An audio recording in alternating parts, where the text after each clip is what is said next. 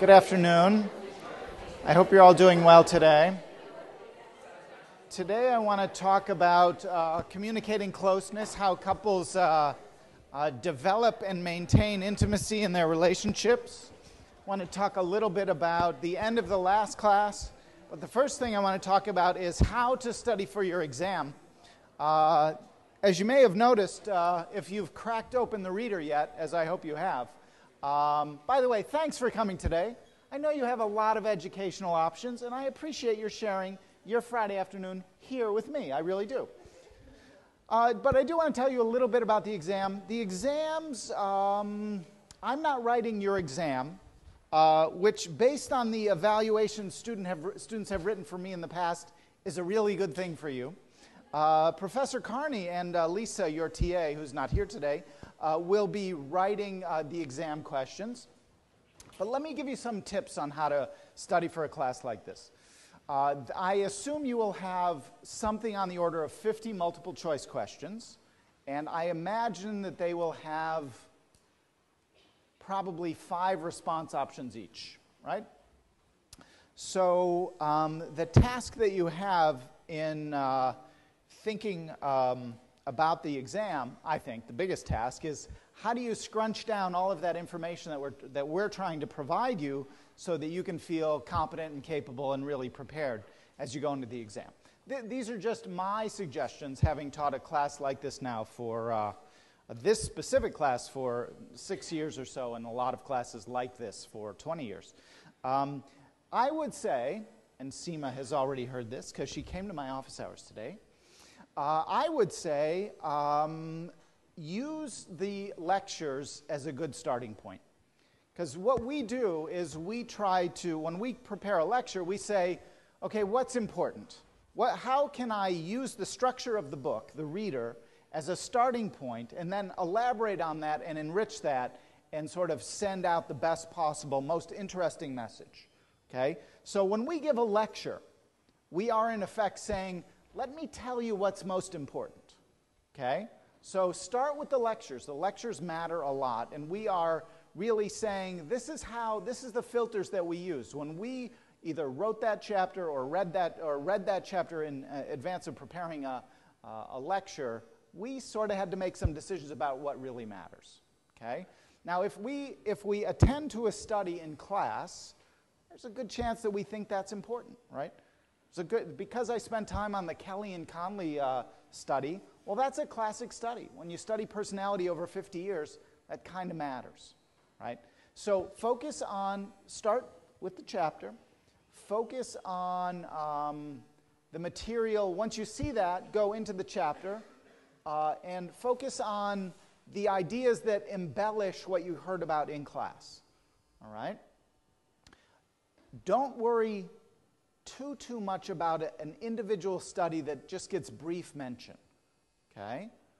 Try to look, but if we spend a lot of time talking about a study in the reader, and there's a figure there, that means it's important. We have in effect said, you know, this is kind of important. Pay attention to this.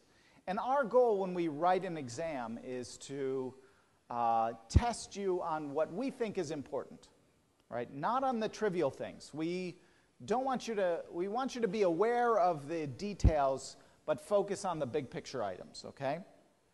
So that's a good starting point. A couple other ideas that I think will be really helpful for you as you get going. First, think about studying with somebody else.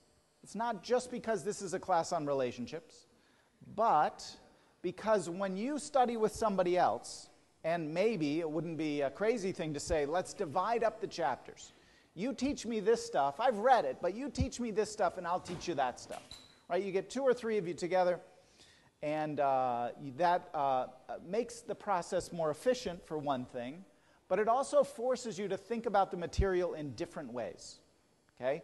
We know from a lot of cognitive psychology that any time you can be an active learner instead of a passive learner, right? Anytime you can think about the material in a new way, a fundamentally new way, you're processing it at a deeper level. You're not just reading stuff. That's not a good way to study. Just reading stuff, not a good way to study. It's sort of a prerequisite to moving to the next level, but the next level should be, let me teach you something if you teach me something. Okay, that's one really good way to go.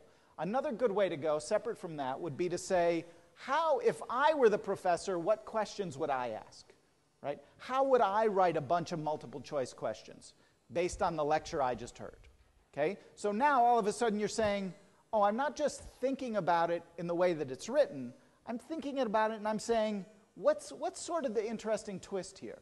Right? In the Kelly and Conley study, you can imagine somebody asking about which dimensions of personality matter the most. Right? That's a good question. You should think about writing that question. But as you go through the lectures, again, the starting point for how you think about this material, and then as you start to look through the recognized voluminous extent of the reader, you want to start not just saying, holy cow, there's a lot of stuff here for me to remember, but to say, okay, where are the questions in here? Where would a reasonable, and I hope we're reasonable, where would a reasonable professor ask questions? And start thinking about those questions. Start saying, this is the question. Okay, so that's another good way to go. A third strategy that I would suggest to you is try to work toward good outlines of the chapters. Okay? There's one of the perverse things about learning is that I've got stuff in my head, right? I've been doing this for 25, 30 years. Ben Carney, he's got stuff in his head. And when we sit down and we write the book, we write an outline. We sit down and we say, well, there's got to be this part, and then there's got to be this part. And then within this part, there's got to be these three parts. And then within this part, there's got to be these three parts. Okay? That's sort of how, I mean, if you've written a paper, you know, it's not usually a stream of consciousness thing. You really try to organize. You try to impose structure. Your job as a student, oddly enough, is to say, okay, let me throw out all the words and just try to extract the outline back out. Like, what is the structure of the arguments that the professors are trying to tell me in a class like this? This won't be true of all your classes, but in a class like this. And then you want to get to the point where you say, you know what, in this section, I think this was the one important idea. Okay? So now you've got a whole page that's reduced to one or two lines of your notes. Right? And you say, I think this is the thing that stands out. And then you might say, and this could be a question. Right? So you want to start diving in and throwing stuff out that doesn't really help you to understand the material. Right? That it's detail, it's useful detail. We got to put it in there because we're hoping lots of people read this book and they understand it, and we have to add in all these words to generate that understanding. But you just need to pull out the understanding and write that down in your notes, right? So that when you're done, you've got, what are there, 7 chapters in this part of the exam, this part of the class? You know, you've got maybe 2 pages for each chapter, 2 or maybe 3 tops, and it's just got all this stuff in it. Now you might miss something, and there might be a question in there that you end up missing. But now you've gone to from a bazillion pages down to 15 or 20, okay? And that's the stuff. But what's important is not just that stuff, but the process of your doing that, right? The process of you saying, you know what? I think this is the important idea. And that's what we're really asking you to do, is try to work through separating out the wheat and the chaff. And if you can get 6 other people to do that with you in your group, well, you just did 1 chapter and got 6 ones free with another group of people who are really good at extracting that information, right? So you want to build in some efficiency in the way that you do that. You're much better off trying to do that. Any questions for me? I know that's a lot of stuff. We realize that. But that's some of the ways that having taught this and having written the exams, I would suggest to penetrate this material a little bit. Are there specific questions that I might answer? Okay. All right. Well, today we're going to finish our lecture on individuals in relationships. And you know, I divided that up into 4 sections for you, and each one has a few key points that we want you to know. And I was on the 4th and final theoretical perspective, the 4th and final approach to thinking about diversity within intimate relationships, individual diversity, that is to say. And we were talking about attachment theory. I'd already talked about personality traits. I'd already talked about personality dynamics. I'd already talked about the family and intergenerational transmission issues. And I mentioned that there was a subset or another angle on the intergenerational transmission perspective is to think intently about caregiver relationships when we're young and what ensues from those experiences as we go on into our adult relationships. And I further made the distinction between, within attachment theory, between a perspective focused on the universal aspects of attachment, which is to say, that answers the question, why would anyone be in a relationship? How can we understand relationships as a human phenomenon? And then, once we've sort of figured that out, how do you understand individual differences within relationships? You remember that distinction? Okay, let me just take you back through the first part of that a little bit. And here is Mary Ainsworth. And I mentioned to you that we can think about this as kind of like a software program that exists within us, a way that, a capacity that we have that orients us towards other human beings, okay, towards social relationships. And according to attachment theory, the infant orients him or herself toward three things. I think I went through these. What's going on inside of them emotionally, like how aroused they are, how upset they are, whether they're feeling comforted and soothed or not. Whether there's another person in the environment that might somehow respond to those needs. And third, what's going on in the environment itself that might prompt me to have an emotional reaction or that will prompt me to seek the support of somebody else. Okay? So the infant experiences what we call felt security, which, when it is threatened, results in efforts to restore proximity to the caregiver. No surprise, right? If you are a young child and you're out exploring the environment and you hear a scary noise or a scary face shows up at the front door, most of us would retreat into a more secure, safer environment. We're scared. We want to do something about it. We have a built-in capacity to protect ourselves and to take care of ourselves, even if it's very primitive. In fact, it's the very primitive nature of it that makes it so important. And if we are able to access the caregiver, if the caregiver is nearby, we pay attention to those threats and to the caregiver's availability, right? We're sort of tracking where mom is or where dad is and what this scary thing is out in the environment, right? But if the caregiver is not available, if there's no place for us to go, if we're stranded, we deactivate. We disengage and we try to be invisible, right? We try to not make a sound. That's the universal system, right? And so it's this coordinated program. It's a program that sort of coordinates these three aspects of our environment, and it really depends on those experiences that we have within us in relation to the environment that cues us into having a certain sort of emotional reaction in relation to a particular caregiver. These experiences, according to attachment theory, become the basis for emotion regulation. So this is how I regulate my own feelings in the face of threats and in the face of having people who can respond to those threats. And according to this perspective, we develop what are called working models of interpersonal relationships. We develop, on the basis of these experiences, repeated, usually not just one experience, but repeated over time, we develop a way of thinking about who we are in relation to other people and who other people are in relation to us, okay? And these working models coordinate our thoughts and our feelings and our behaviors as they pertain to closeness and intimacy with intimate others. By the way, right now, we're mostly talking about infants, caregiver relationships in childhood.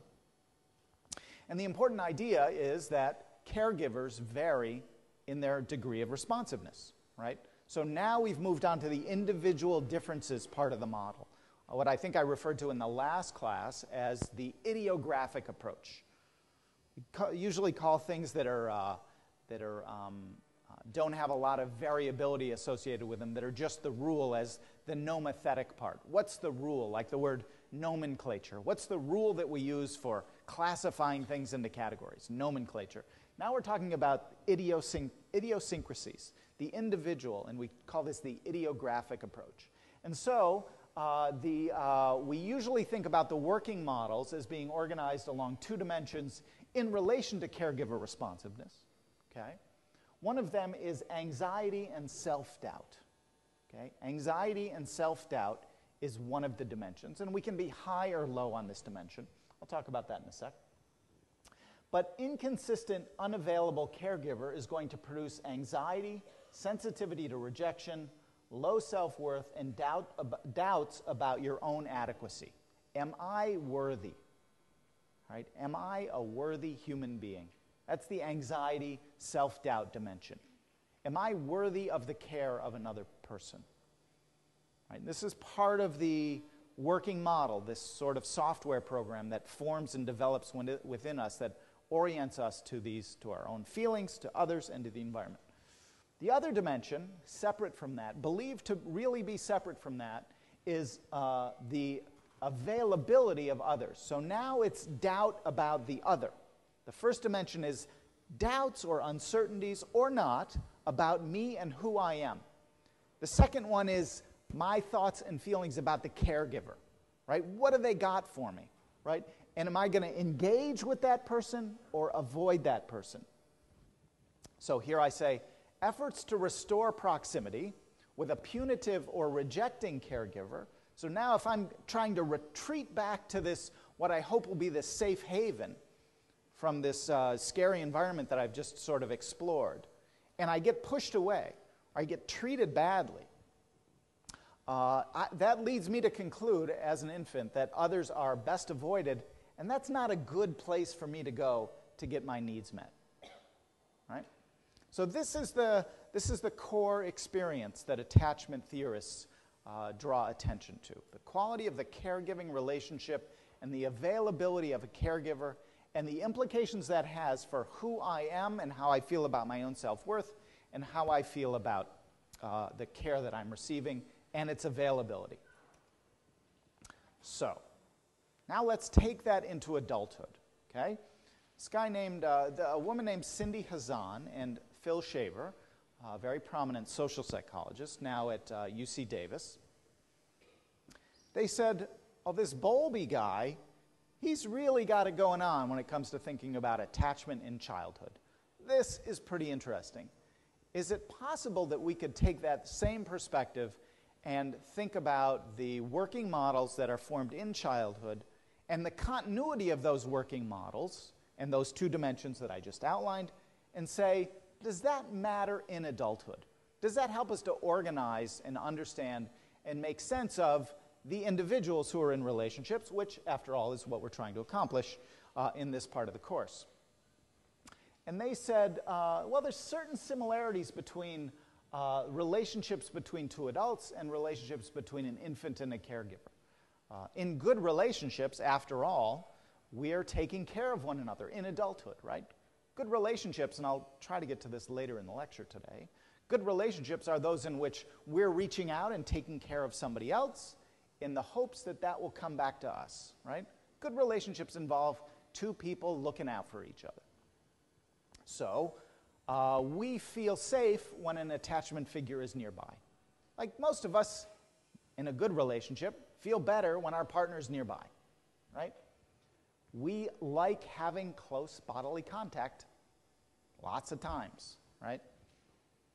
We share stuff with each other, just like the child goes out into the world and brings it back home and shows something to the mother or the father, the caregiver. We do this with our partners as well. We discover things about the world, we read a book, we make a new friend, we go see a new movie, we discover something about ourselves, we learn something in a new class, and we talk about that with our partner. We share discoveries with one another. Now we're not talking about so much a hierarchical relationship like a mother-child or father-child relationship, but now we have what are likely to be more two equal people, right, in a relationship. So there's mutuality and there's reciprocation now, usually. People are often, like children are pretty fascinated with their parents. Like they look at them and touch their face and try to pull their hair and see what hurts and what doesn't hurt and all that kind of stuff. Lovers do this as well. We're sort of fascinated, especially early on, with the novelty and the unusualness and the smells and the greatness of who our partner is. And some of you, I don't do this, some of you might engage in baby talk with your partner. Now, I was watching a couple in my lab once, and they were about to have a conversation, and they were just sitting there before we told them to start, but we were filming. And the husband said, "Woofu." And she smiled, and I thought, well, that's funny. I've never heard anybody say "woofu" in my lab before. But it was clear, and then one of my students said, "Oh, he's telling her that he loves her." That's how they say they love each other. Okay, so people engage in baby talk. So what we're doing is we're saying there's a way of thinking about intimacy that pervades the nature of the relationship that it resides in, right? That there are characteristics, not all of them, but there are characteristics of our intimate partnerships now, the ones that you have now or might form in the future, and the relationships that you have when you're growing up. And Kim Bartholomew and a guy named Horowitz, Leonard Horowitz, I think his name is, in 1991, they said, well, let's put this all together. I think we can put this together somehow. And here are the two dimensions that I outlined for you a moment ago, which is the positive and negative view of the self. Right? You see that on this dimension. To the extent that you have a positive view of who you are, we'd think of you as being low in anxiety. If you have a negative view of who you are, you'd be high in anxiety. And that starts to sound a lot like negative affectivity, like neuroticism or like low self-esteem. So in some ways, the attachment folks say, that's in there. We got this stuff in our model, that important dimension, but we also add this other dimension. This other dimension is positive view of others and negative view of others. And now we think of that as avoidance. So the individuals have a positive view of others, know that they can turn to their partner in difficult times and know that they're going to be understood and cared for and comforted. But people who, the theory goes, grew up in an environment where the parents were punitive and pushed the child away or not very nice, not very warm and huggy to be around, well, they're going to have a different perspective on what others have in store for them. Right? They have different working models.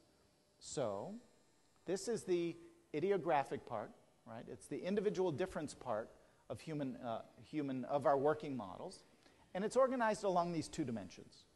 And it's important to recognize that these are dimensions, not types, okay? But sometimes it's convenient to talk in terms of types because it's easy to sort of get an image in your head of the different typology, the different places within the typology that a given person might be. By the way, I think you can still go to the University of California, Davis psychology website, find Phil Shaver's name in the list of faculty, and go to his website and take a measure that will put your little speck, your dot, in this space. Okay, so you can go figure out your attachment classification. Have any of you done that yet? Okay, you should check that out using using one of the standardized measures. I believe that's still possible. So what I've done is put the labels on, even though we shouldn't really think in terms of typologies. I've put the labels on the four different quadrants within this model, and you see the secure individual has a positive view of themselves and a positive view of other people. Most people in the population are secure, is my understanding of the population-based studies that have been done so far. But there are three kinds of insecure styles. One would be the preoccupied individual who has a positive view of others but a negative view of himself or herself. The dismissing individual who has a positive view of themselves but a negative view of others. Some people think that that is true of Jerry Seinfeld's character in Seinfeld, if you saw that. Like he thinks pretty highly of himself, but he sort of keeps his distance from other people. And the other individual who has a negative view of themselves and of other people is, of course, George Costanza, and he would be characterized as fearful. Remember, George Costanza was at one point engaged to a woman who was in prison. So, if and when you get you should have these slides, and you will be able, if you have them up in PowerPoint, to click on the links. These are hyperlinks, so you'll be able to click on the links within the slides, and it'll take you to another slide that describes what happens, what the psychology is of these 4 different types of people, even though, of course, they are not real types. So let me just go through one of them, and then you'll have them as well, the other 3 as well. So a fearful individual has a negative view of themselves and of others, so they're high in anxiety, and just like the dismissing individual, they're prone to avoiding intimacy and closeness. Their quest for intimacy begins with the expectation that they're not worthy of others' caring and consideration, and that pushes them to seek validation from others, right? Like, convince me that I'm a good person, right? I need you to validate me because I'm having trouble doing that myself. And I think that's one of the things I'm going to get out of this relationship. At the same time, they struggle with the internalized sense that others are unlikely to provide them with exactly that affirmation, right? So I really, really need this from you, and I really think you're not going to provide that for me. And that's the struggle. Now, do people think these thoughts in their heads? No, this is the working model. And part of what we have to do as scholars, as scientists, is try to figure out ways to quantify this and put labels on people. So the questionnaire that you might complete is one way to try to accomplish that. So it's not necessarily articulated. It's not necessarily verbalized as we go through our daily lives. And because others are expected to be a source of pain and rejection, fearful individuals tend to avoid intimacy and the discomfort that it brings. So here's an individual desperately needing intimacy, but also struggling because the closer they get to somebody, which is something they really need, they also have to pull back with, because they have the belief and really a deep understanding that this individual is not going to provide them what they need. Okay? So the important idea, there's many important ideas of attachment theory, but the important idea is that we possess something called working models, that these are derived from the experiences that we have in caregiver relationships in childhood, and that those working models are oriented toward an evaluation of oneself as a worthy or unworthy individual, which tracks the anxiety dimension I was telling you about earlier. And there's the second dimension is the worthiness or the trustworthiness of another individual to meet the needs that I have, which tracks the avoidance dimension. Okay? Now it turns out, I don't have a lot of slides about it, in fact, maybe none. It turns out that there are all kinds of interesting correlations between secure and insecure attachment and the quality of our relationship. So there's a lot of evidence that this model provides us useful information, a useful perspective on the kinds of relationships individuals form in relation to these different kinds of dimensions. Okay? Now, I'm not sure if Lisa had a chance to post today's slides. Do you know, did anybody get these slides? Yeah, they did get up. Okay, Lisa, I know, is taking a trip to a conference today. So I'm glad to know you have these slides. What I'd like to do today is a little different from what we've been doing in the past. And that is, I want to show you some video, and I want us to spend a little time talking about it. You'll see a bunch of other slides in today's lecture when you pull up those slides, but they're fairly close to the reader. Okay, so if I don't get to all the slides today, it won't be as though you will have lost a lot of novel information. Okay, I didn't supplement or enrich or expand the slides today with a lot of information that isn't already in the reader. But what I do want to do is show you some video clips, commercial video clips. One is from the movie Sideways, and one is from the movie The Holiday. And because now we're making a shift. We're shifting to a new part of the syllabus. And that is the part where we talk about how people, really now we're talking about communicating closeness. How do people, once we've gotten those two people who were attracted to one another, you remember them? And we talked about the shared conversational platform that they were able to create and the proximity that they had to one another and what they found physically attractive in one another. Well, once we've got those two individuals, and once they're starting to figure out stuff about who they are as individuals, right? Who they are and what their personalities are like, what their motives are like, what their family backgrounds were like, right? Once we engage in those sorts of conversations with a partner, which unfold over long spans of time, potentially, but lots of times that does get front-ended in the conversations that we have with people. We have to make sense of what is it within those conversations that feels good and that is likely to get the conversation going. So given that when we left them, they had a shared conversational platform, right? They were enjoying talking to one another. It felt good to do that. Well, we now need to go one step further and say, why is that? What can we see within these conversations? How can we analyze those conversations so that we don't just think in terms of a shared conversational platform, but we think in terms of intimacy process.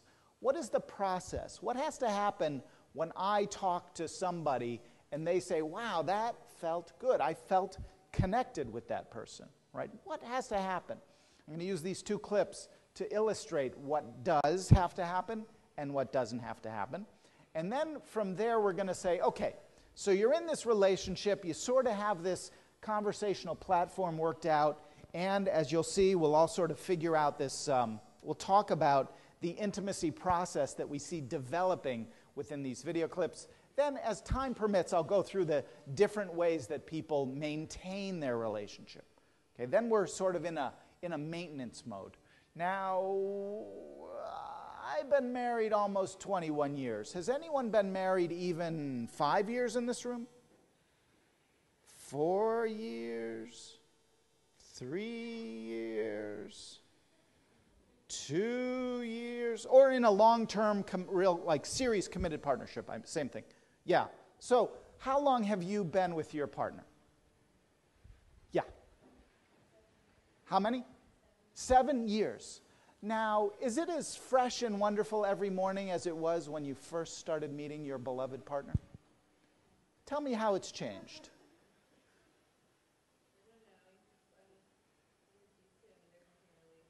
Say again.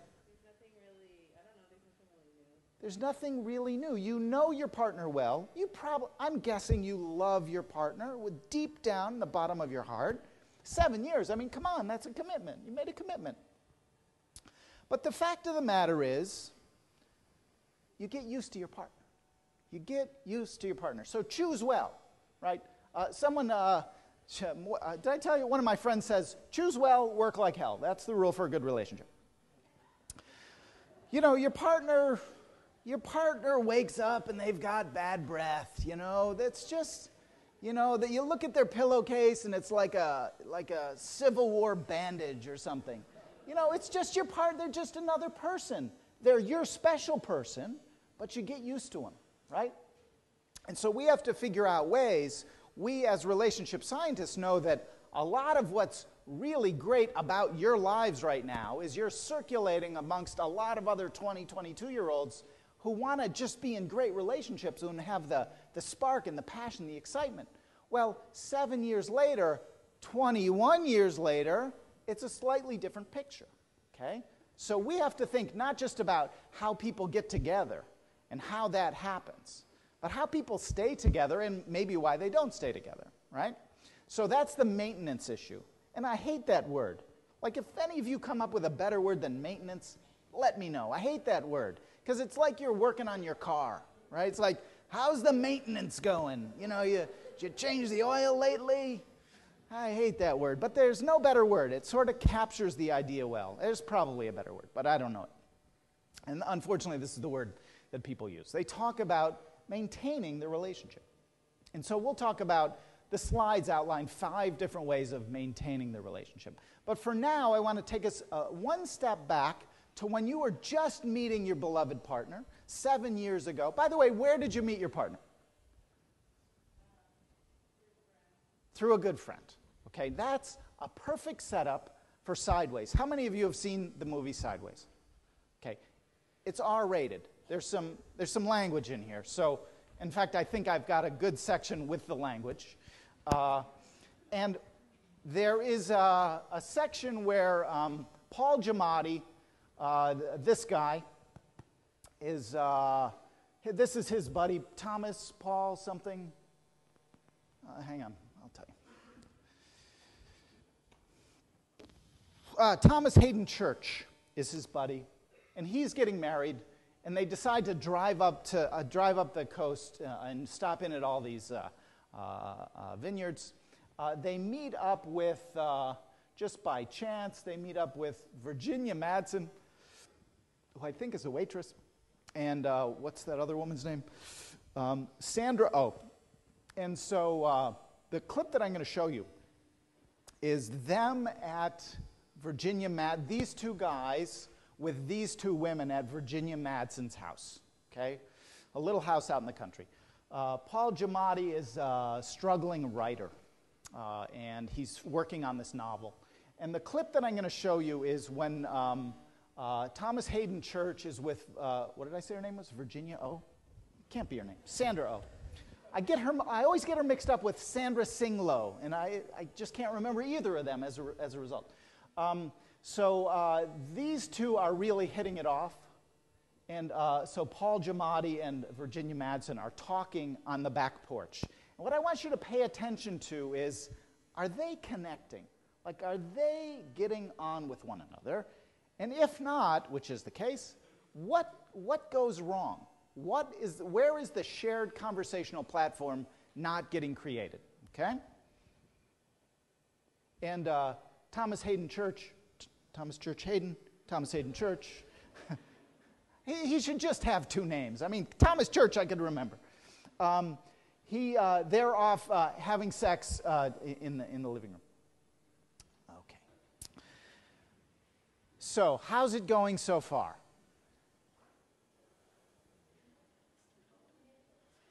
Anybody want to weigh in on this? Yeah.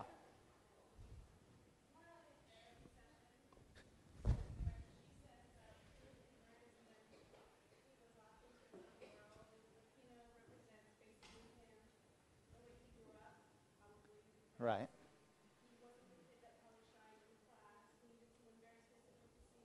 Right. Yeah. Okay. And so he's saying a lot about himself through the wine, through this experience, which is interesting. She didn't really pick up on it, right? So he's disclosing, here's who I am, and he says, so what about you? Now, if they were really connecting, she would say, well, hang on, I'd like to talk a little bit more about you and your wine. Tell me more about that. Tell me more about that. Now, is there any chance that what you're talking about is sort of you? And, how does this all come out in your book? Tell me more about you. Instead, she just answers the question. We'll see she's going to answer the question with the same level of depth and the same level of passion, even more passion about wine and what it means to her. And I think it's more really representing the wine rather than herself, which was the case for him. So now we're going to see her talk. I don't know if any of you remember this. This is a great scene. She is now going to talk about what wine means to her, what it means to her. She'll talk about her ex-husband. And then what matters is how Miles responds, okay?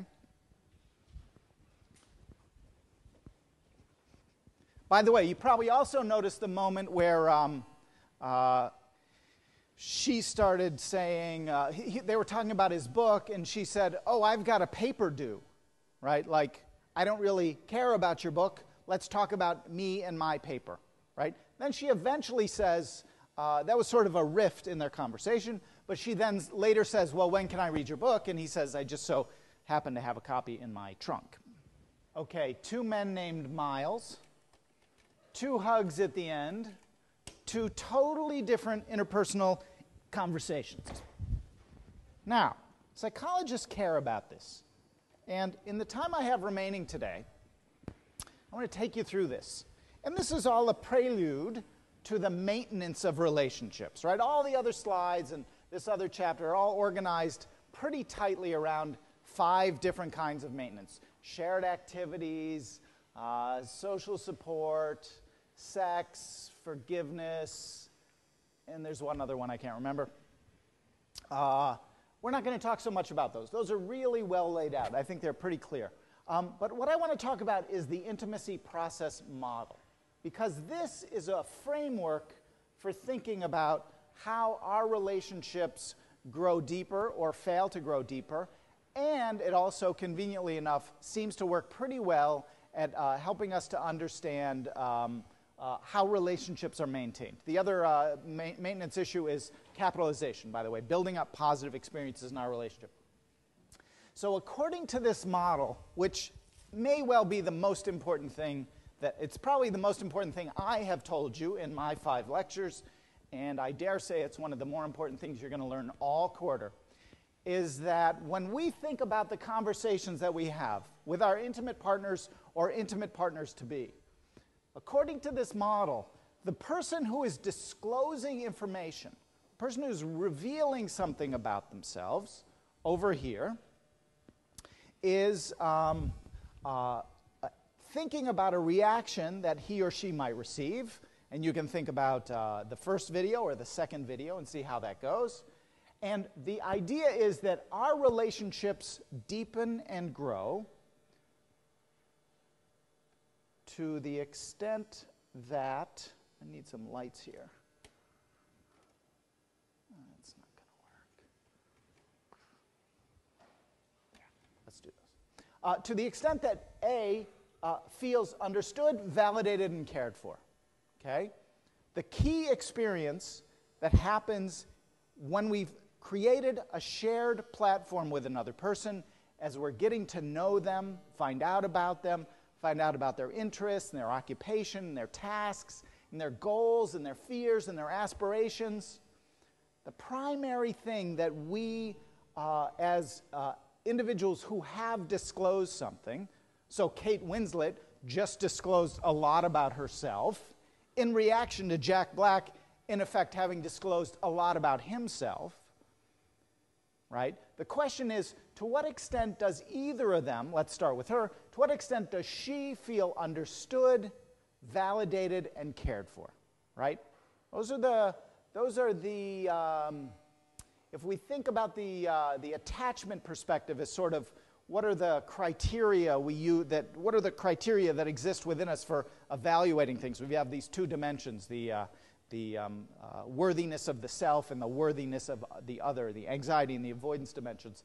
Here we're talking about 3 dimensions along which we evaluate and experience the behavior of an potentially intimate other.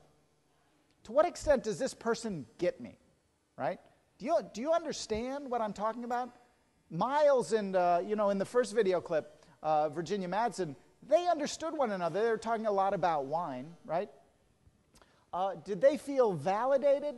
Yeah, there was some validation, but it didn't quite come through, right? It wasn't all the way.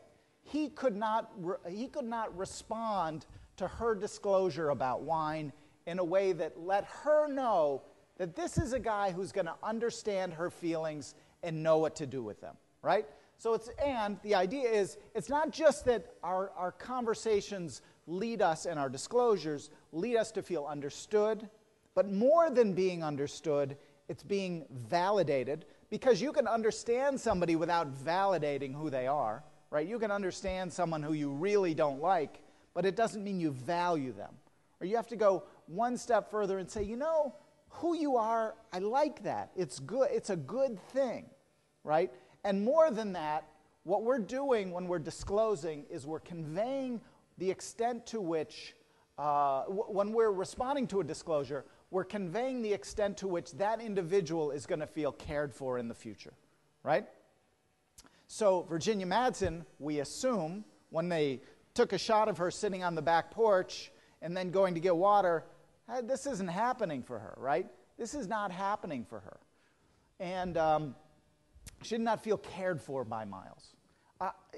Tell me, doesn't the other movie, The Holiday, end with them getting together? Don't Jack Black and Kate, they get together, right? Those two get together, right? They connect. She made a disclosure, he made a disclosure. Look, I understand you, I value you. You're a decent person, Miles. You're a decent person, and he's self-effacing. Yeah, that's always my problem, right? So he's not saying, yeah, I'm a decent person. He's saying, oh, yeah, but look at what good that did me, right? He's funny. It's rewarding to be with him. And she is starting to collect information that says, does this guy get me? He gets her.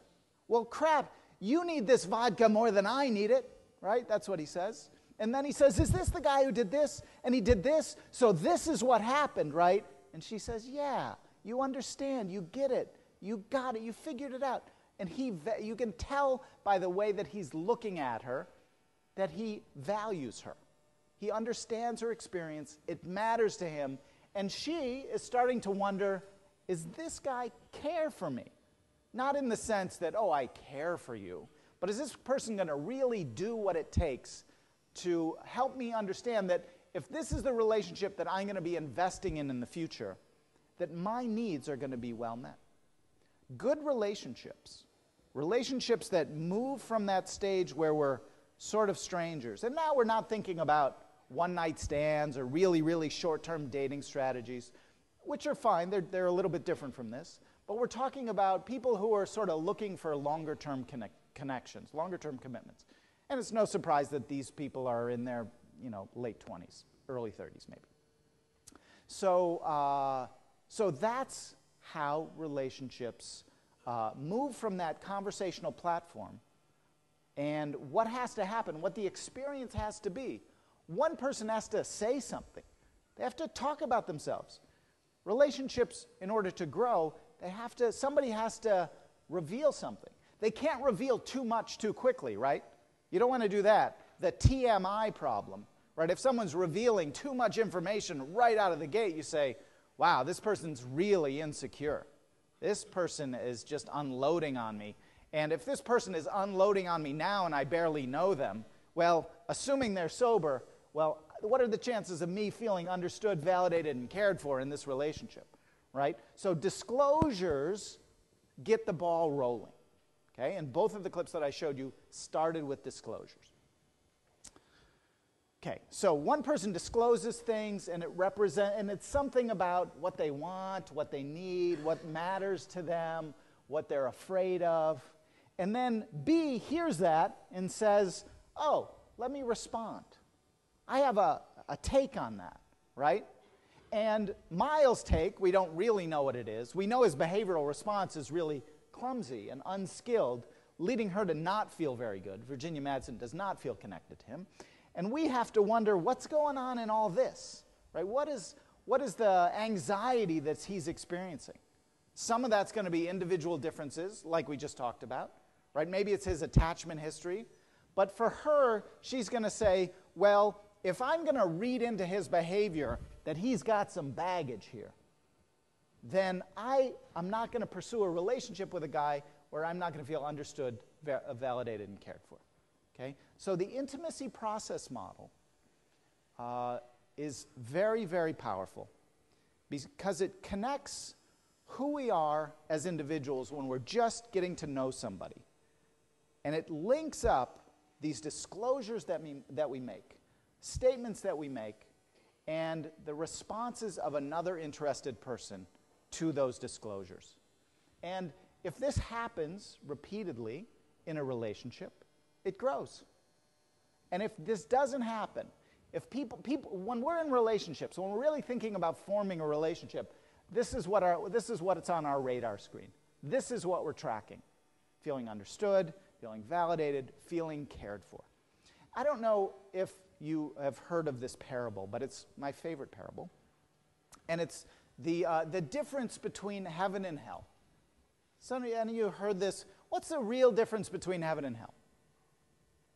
Well, if you go to hell, and I hope you never do, if you go to hell, everybody's down there and they've got they're all sitting around this huge bowl of broth, right? And everybody's got these really, really long spoons. Have any of you heard this parable? I'm almost certain. Yeah, someone in the back. Okay. Anybody, you've heard this one? Yeah, good. I thought I made it up, but it doesn't exist on the internet. It doesn't exist on the internet. I could not find a source for it. So I'll claim credit for it. If you go to hell, everybody has these really long spoons and they're trying to feed themselves and they can barely get food on. They've got carrots on their face and chicken broth all down their front and they look terrible and it's all in their hair. If you go to heaven, it's the exact same situation. A bunch of people sitting around a bowl, everybody's got a long spoon, but they're feeding each other. You figure out the system. A good relationship is one in which we take care of somebody else. The hardest thing that we have to do in a relationship is figure out what this other person sitting in front of me needs. And the hardest thing is to take the risk and say, I'm going to feed you. I'm going to nurture you. And I really hope that I get something back in return. Relationships are about taking risks, disclosing things, needing things, and doing so in the hopes that in the course of you taking care of somebody else will take care of you. Intimacy process model, important for understanding how we move from these conversational platforms to deeper, stronger, more committed, well-maintained relationships. So, I will not see you next week, but Professor Carney will be back on Wednesday. Thank you for your attention, and good luck on the exam. Thank you very much.